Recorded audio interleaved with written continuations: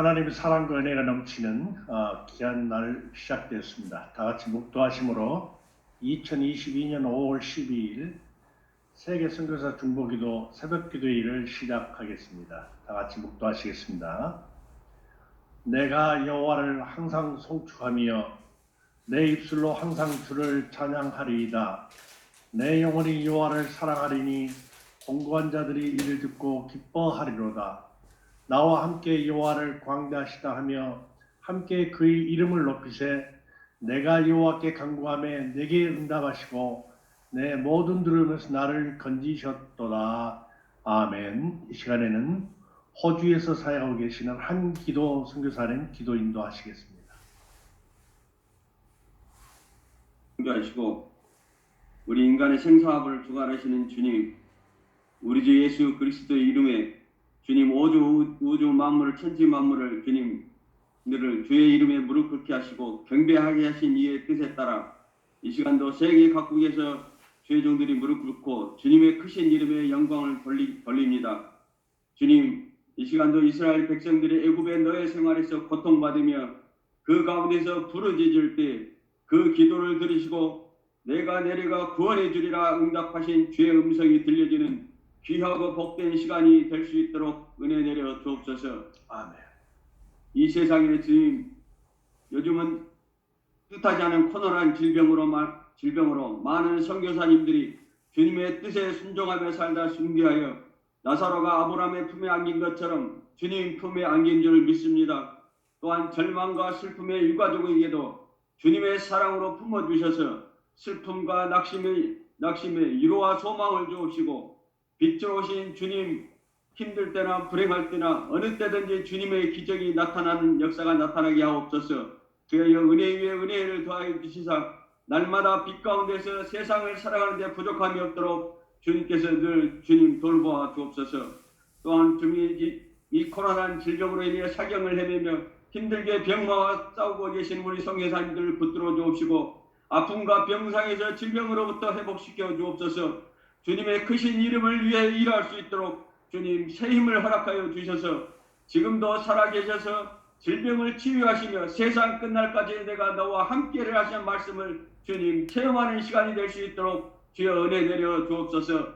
할렐루야 찬송하리로다. 주의 이름으로 오신 이름을 찬양하는 것처럼 이 시간도 주님을 찬양하는 복된 시간이 될 수 있도록 은혜 내려 주옵소서. 특별히 악하고 배교하는 세상 속에서 늘 빛을 발하며 주의 일에 힘쓰시는 우리 장은일 목사님을 주님 저희들 가운데 세워주셨사오니 주님 그 입술에 나오는 말씀에 생명의 말씀, 영생의 말씀, 진리의 말씀이 지금 복음의 비밀이 강하고 담대하게 전개될 수 있도록 은혜를 베풀어 주셔서 주님 넘어지는 선교사님들에게 일으켜 세워주시고 약한 자를 강하게 하여 주시고 가난한 자는 부유케 해주시는 주님의 놀라운 은혜와 사랑과 능력이 주님 나타날 수 있도록 주님 축복하여 주옵소서. 특별히 이 시간에도 세계 선교사 새벽기도를 주관하시는 주님 비란사님 선교를 주님 축복하여 주셔서 모든 주님 주의 종들을 지혜롭고 지혜와 지식과 명철을 허락하여 주셔서 주의 뜻을 위해 수고하시는 선교사님들에게 우리 주 예수 그리스도의 지혜와 지식과 명철과 능력을 나누는 귀하고 복된 기도회가 될 수 있도록 주님 은혜 내려 주옵소서. 이 시간도 모든 것을 주님께 의탁하며 우리 주 예수 그리스도 이름으로 기도드리옵나이다. 아멘. 오늘 우리에게 주시는 하나님의 말씀은 느헤미야 2장 20절로 3장 1절입니다. 느헤미야 제2장 20절로 3장 1절 제가 대독해 올리겠습니다.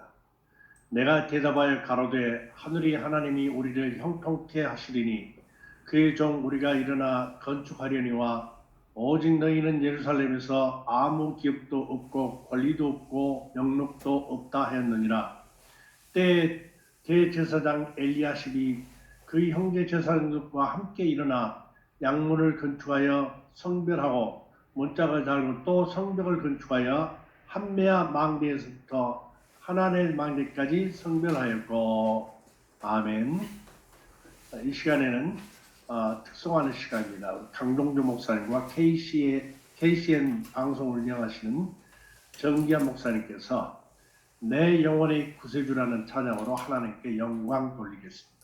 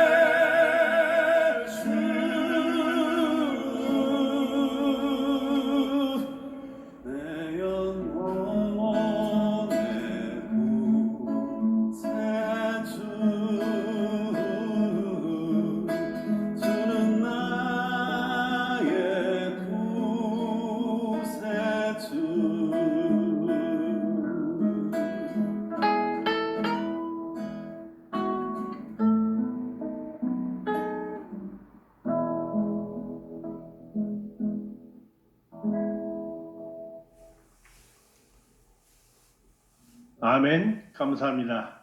이 아침에 우리에게 말씀을 대연해 주실 강사 장헌일 목사님을 소개해 드립니다. 햇불 트리니티 신학대학원에서 MDB를 하셨고 전남대학교 대학원에서 공공정책에 대해 박사학위를 받으셨고 전 국가조찬기도회 사무총장이셨으며 전 명지대 교수를 역임하셨습니다. 현 국가조찬기도회 지도목사님이시고 한국공공정책개발연구원장이시며 신생명나무 교회 담임 목사님이십니다. 목사님께서 본문을 중심으로 내게 무너진 성벽이 무엇인가 라는 제목으로 말씀을 증거하실 때 많은 은혜의 시간 되시기를 바랍니다. 목사님 나오시겠습니다. 할렐루야. 사랑하는 선교사님, 전 세계에서 우리 귀한 선교 사역을 감당하고 계시는 선교사님과 같이 이렇게 줌을 통해서 인사를 나눌 수 있어서 감사를 드립니다.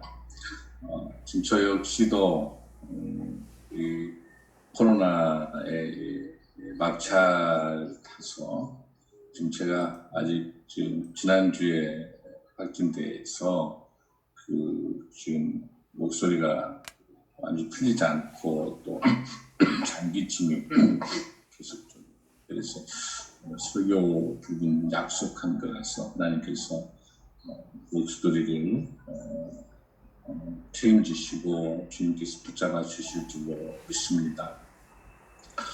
특별히 지금 선교 현장에서 코로나를 포함한 여러 가지 질병들 또 여러 가지 어려움을 겪고 있는 우리 선교사님들을 위로하고요. 하나님께서 여러분의 귀한 사역의 현장에서 선교사님들의 건강, 영유의 강건함을 주님께서 회복해 주실 줄로 믿습니다.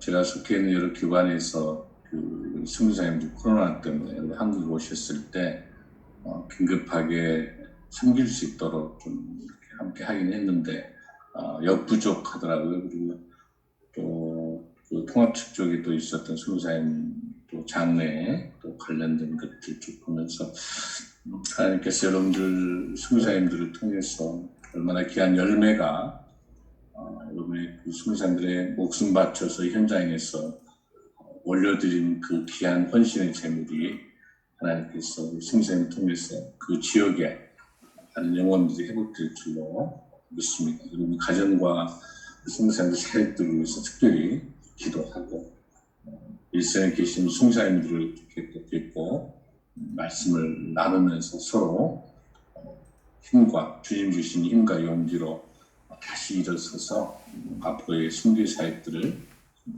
함께 준비했으면 좋겠습니다. 좀 제 상태가 좋지는 않지만 같이 기도해 주시고 은혜로 오늘 말씀을 나누고자 합니다. 여러분이 잘 아는 타이타닉 배가 영화 촬영을 하기 위해서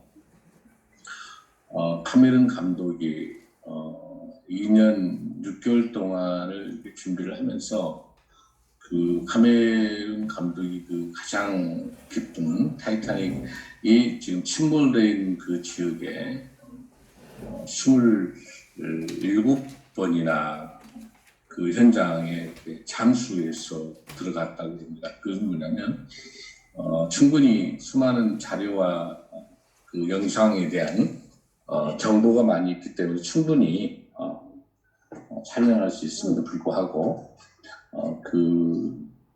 침몰되어 있는 타이타닉호가 있는 그곳을 27번이나 잠수해서 직접 들어가서 했다고 하는 것은 우리 선교, 우리 사역에도 있어서 아주 중요한 인사이트를 준다고 보고 있습니다.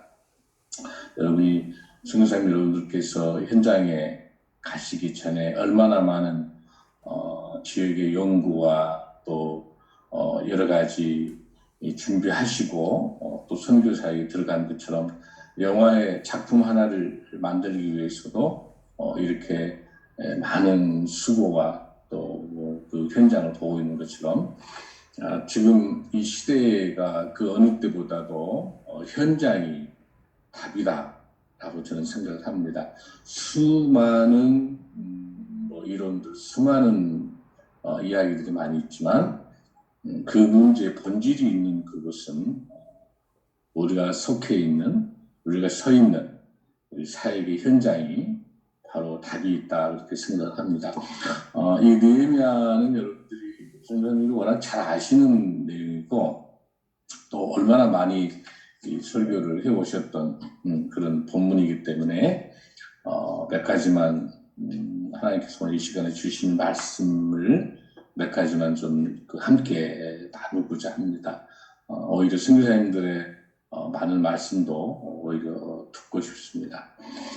느헤미야가 3차로 귀환하면서 BC 445년, 4년이라고도 하고 5년이라고 하는데 이때 그 조국 예루살렘의 아픔을 가지고 와서 전체적으로 제일 먼저 조국의 그 무너져 있는 성벽의 아픔들을 가지고 제일 먼저 했던 것이 바로 기도로 시작한 거죠. 그래서 우리가 잘 아는 1장에서부터 7장까지, 느헤미야 1장 7장까지는 이제 무너져 있는 그 성벽에 대해서 어떻게 재건할 것인가라고 하는 것을 먼저 하드웨어에 대한 문제들을 기도하며 준비했었다고 한다면 8장에서부터 13장까지는 사실 그 성벽이라고 하는 것이 150년 정도 무너져 있었던 그 성벽이 이제 우리가 52일 만에 완성됐다고 합니다만은 그 성벽은 그 당시에 성전의 일부가 아니고 성전과 성문은 하나죠. 즉 하나님께 예배를 올려드리는 귀한 거룩한 지성소가 있는 그 성전에 성벽이 무너져 있다고 하는 것은 성전이 무너져 있는 거랑 같다고 볼 수 있는 거죠. 상징성을 갖고 있는 것은 가장 중요한 것은 예배가 무너져 있는 것이죠. 그래서 느헤미야 8장에서부터 시작해서 13장까지는 그 무너져 있는 성벽에서 어떻게 하나님의 말씀을 회복할 것이냐 라고 하는 그 에스라가 다시 등장하면서 말씀이 회복의 운동들이 일어나는 것. 그래서 이 느헤미야의 이 구절을 볼 때 우리 선교지의 현장과 저는 같다라고 생각했습니다. 여러분이 잘 아는 스코필드 박사 선교사님도 카나다 선교사죠. 와서 가장 먼저 그 일제 강점기 하에 있었을 때 그 일본의 그 침탈과 또 수많은 학살과 그런 현장 속에서 제압류 지역의 이런 사건들을 알고 스코필드 선교사님이 이제 카메라를 들고 직접 그 제압류 지역으로 가서 그 영상에 담고 사진에 담아서 그것을 전 세계에 알리고 또 이를 통해서 구금도 당하고 추방도 당했다가 다시 서울대학교 수의과대학 교수로 다시 오시자. 그래서 나는 내 선교지의 내 목숨을 한국에 묻히고 싶다라고 해서 그 이유가 사실 우리가 독립한 그 민족 열사들 중에서 국립에 지금 우리나라의 현충 쪽에 지금 묻혀 계시죠.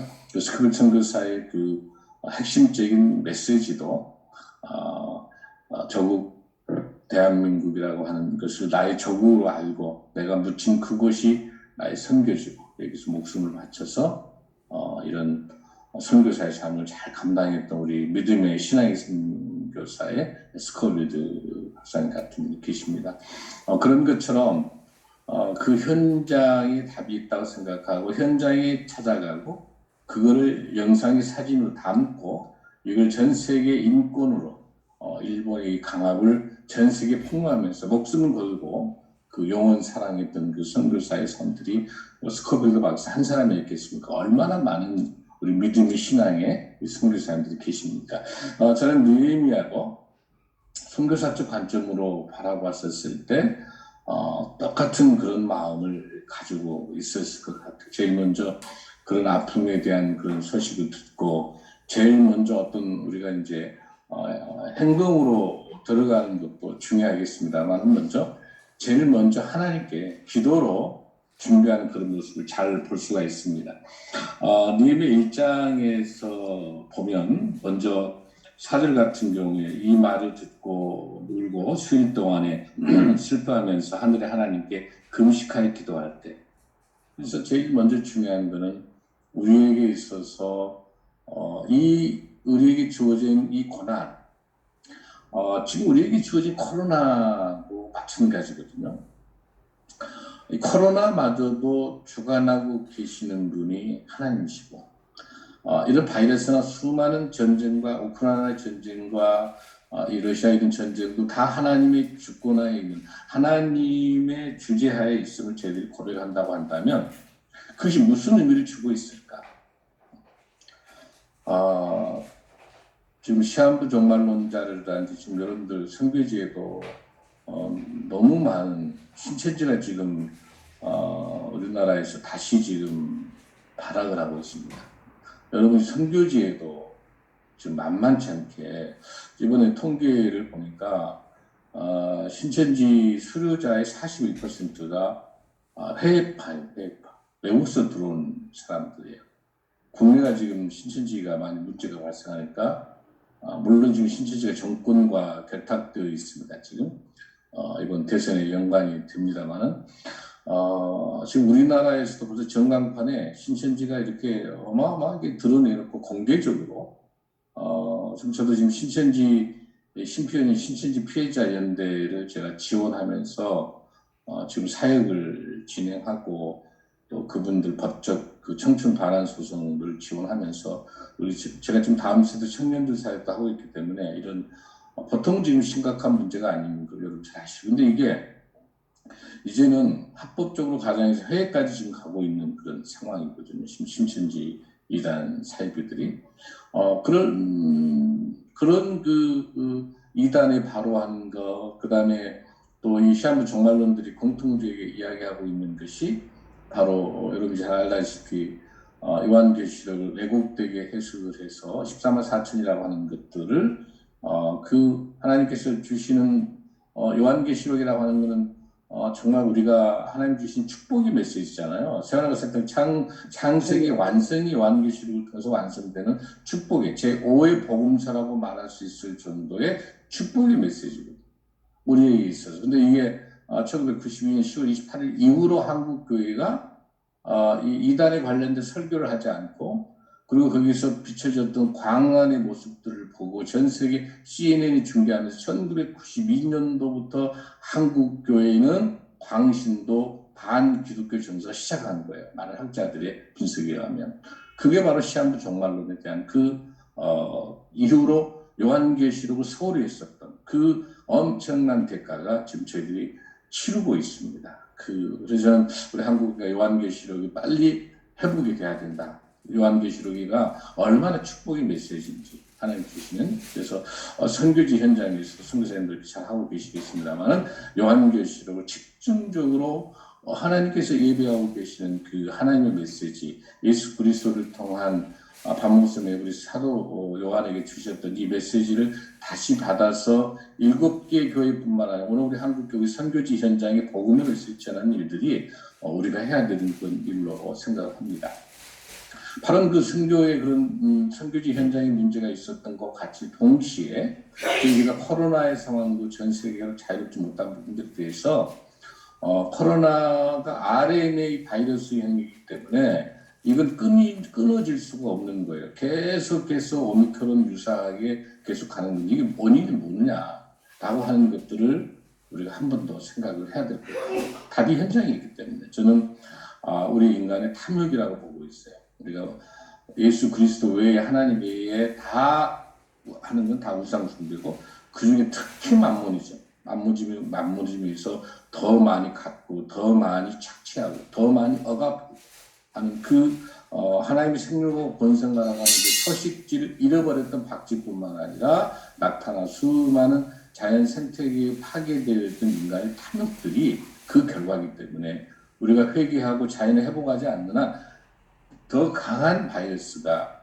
더 강한 영적 전쟁이 저는 계속된다고 보고 있는 거죠. 그래서 이런 모든 문제의 답들도 다 현장에 있다라고 하는 것들을 우리가 잘 볼 수가 있습니다. 오늘 지금 느헤미야가 겪고 있는 이 문장도 현장에 있는데 이 현장에 대해서 제일 먼저 우리가 필요한 것은 기도로 준비하는 거라고 저는 볼 수 있는 거예요. 그래서 그 어느 때보다도 기도의 중요성은 강조해도 지나치지 않다라는 그런 생각을 갖습니다. 그래서 이 본문에 나와 있는 것처럼 눈물 뿌려서 금식하고 기도하고 그 다음에 6절 쪽에도 보면은 이제 종이 주의 종들인 이스라엘 자손을 위해서 주야로 기도하고 이스라엘 자손이 죽게 범죄한 죄. 그러니까 두 번째 우리가 중요한 거는 공동체에 대한 죄를 나의 죄로 받아들이는 공동체 회개 기도가 저는 필요하다고 생각하는 거죠. 지금 가서 2시간, 3시간 못 어느 날 한국 교회, 어느 날 우리 선교지 현장에 있었던 모든 문제들을 그 원인을 다른 곳으로 돌리는 게 아니라 나의 믿음의 부족, 나의 문제, 내 조상의 죄악에 대해서 내 문제로 받아들일 수 있는 느헤미야의 폭넓은 영성의 기도가 느헤미야를 통해서 하나님께서 쓰실 수 있는 큰 도구의 한 방편이지 않겠나 생각했습니다. 저와 여러분, 우리 한국 지금 정치 상황이 굉장히 혼탁합니다.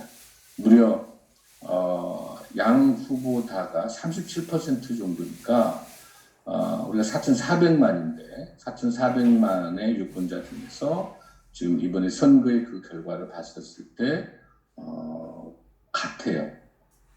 그 누구도 이긴 선거가 아니에요.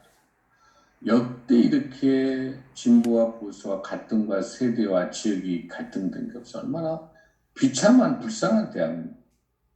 정치 하나만 잘 되면 나머지 다 얼마나 귀합니까? 근데 우리 한국교회도 이런 정치 이데올로기에 다 매몰됐었어요. 우리의 죄악들에 대해서 우리 이 대한민국, 우리 선교사 여러분들 얼마나 현지에서 대한민국이 자랑스러워, K-뷰티, K-헬스, K-방역 이런 모든 얼마나 자랑스럽습니까? 오늘 우리 한국이 여기 오기까지. 대한민국 기도로 시작한 대한민국이잖아요. 얼마나 귀한 하나님의 나라입니까? 그러나 이 나라는 하나님께서 절대 그대로 두시진 않으세요. 우리 한국교회가 저와 여러분을 포함해서 우리 한국교회가 회복하고 우리에게 무너져 있는 것이 무엇인지를 우리가 정말 보면서 저는 그 어떤 것 무너진 것보다 가장 중요한 건 저는 영적 위기라고 보고 있는 거죠. 우리 한국교회 위기라고 볼 수 있는 것이죠. 아니요. 우리 크리스찬들의 가정이 우리 삶들의 위기라고 볼 수 있는 거예요.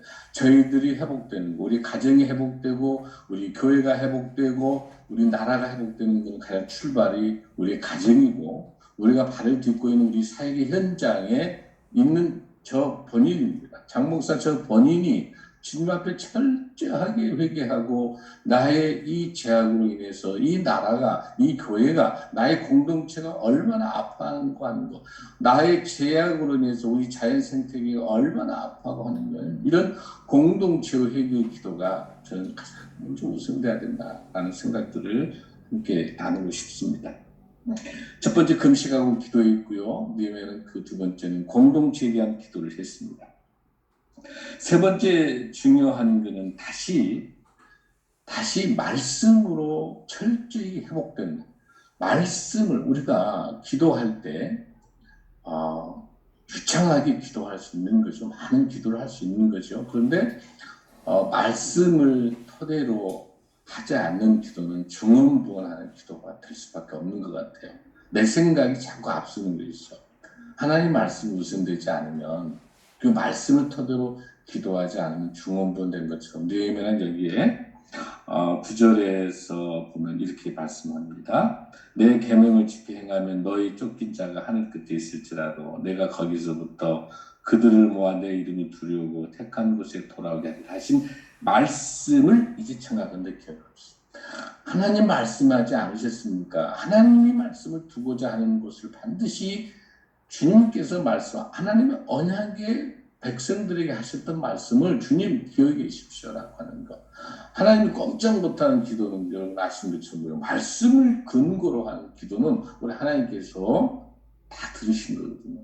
여기 느헤미야는 말씀을 토대로 이렇게 기억하고 있습니다. 그러면서 주님의 큰 권능과 강한 손으로 구속하신 주의 종들이여 주의 백성입니다. 라고 이렇게 우리가 느헤미야가 먼저 금식으로 기도하고 공동체의 죄악에 대한 기도를 하고 말씀을 의지하고 기도하니까 하나님께서 엄청 못하시죠. 하나님께서 그러시면서 하나님이 약속하셨단 말이에요.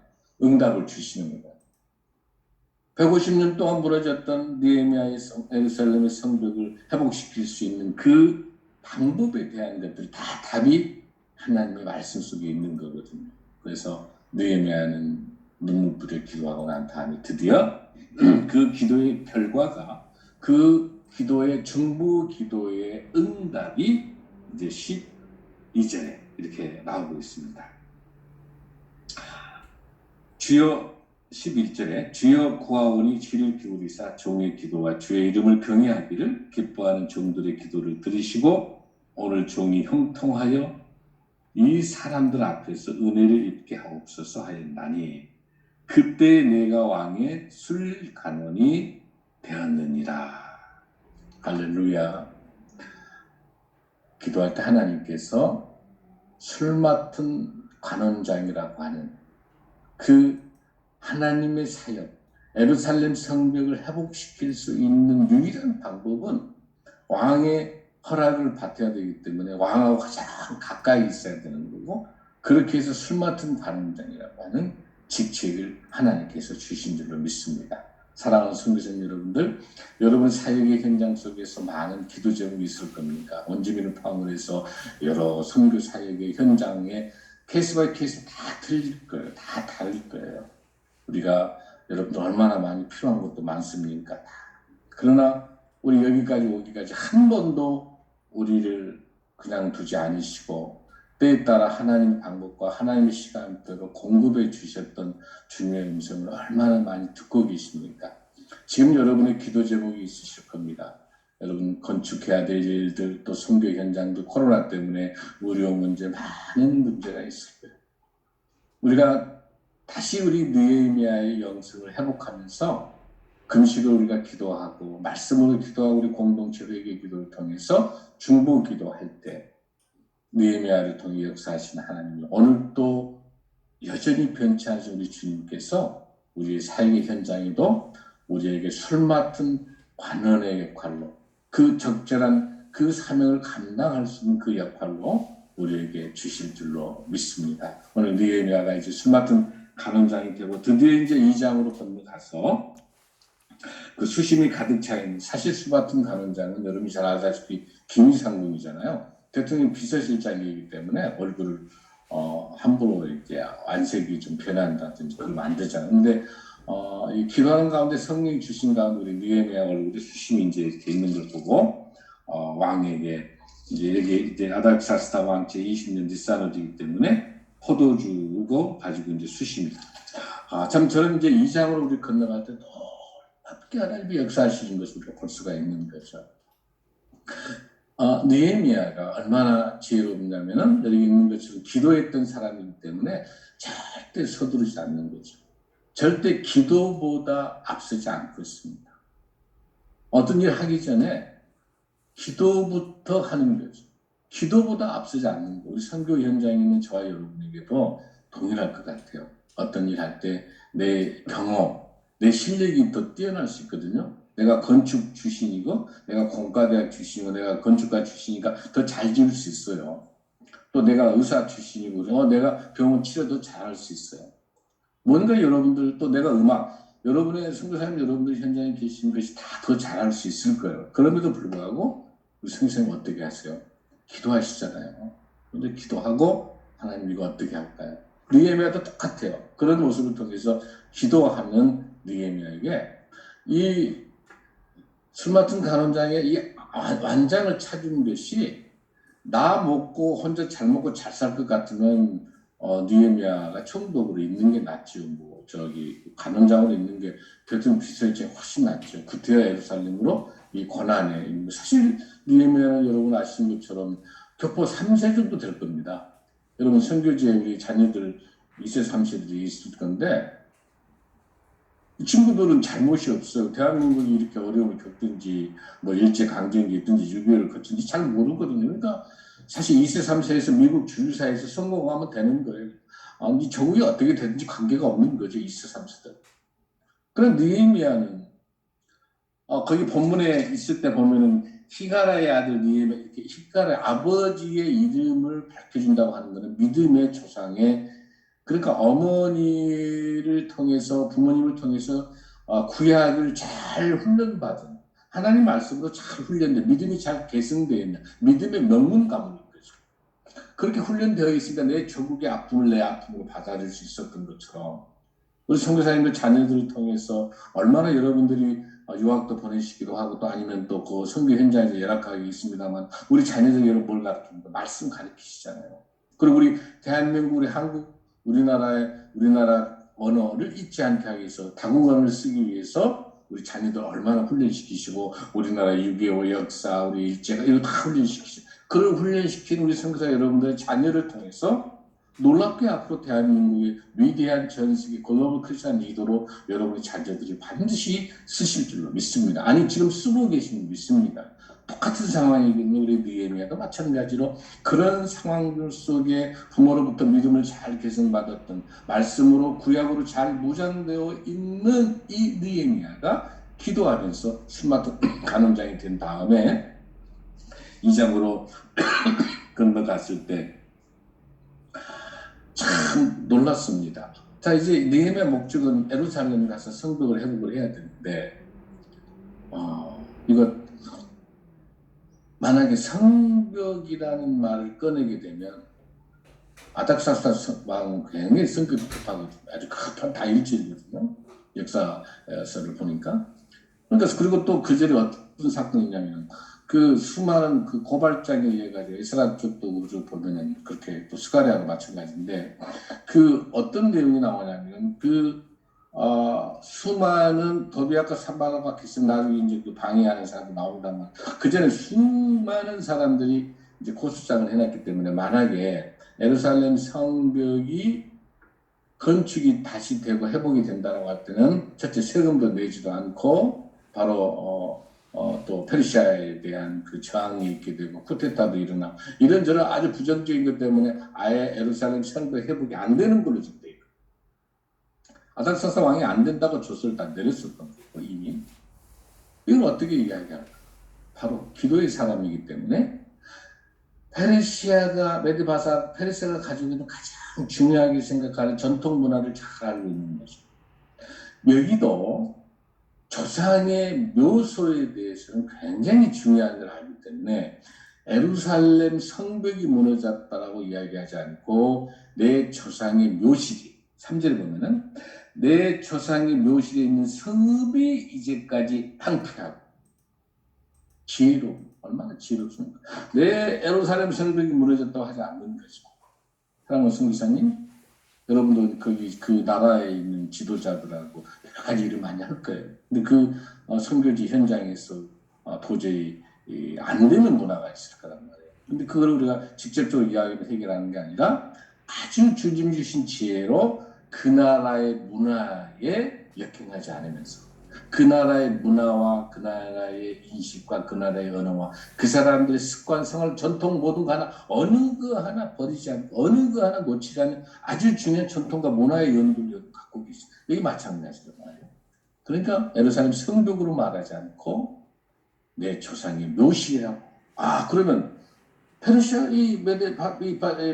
페르시아 입장으로 묘실이 굉장히 중요시한 이 왕도 그러면 그렇게 묘실이 황폐되어 있니? 그래, 너희도 가야지. 이렇게 할 수 있는 거죠. 얼마나 지혜롭습니까? 그거는 기도의 응답인 줄 믿습니다.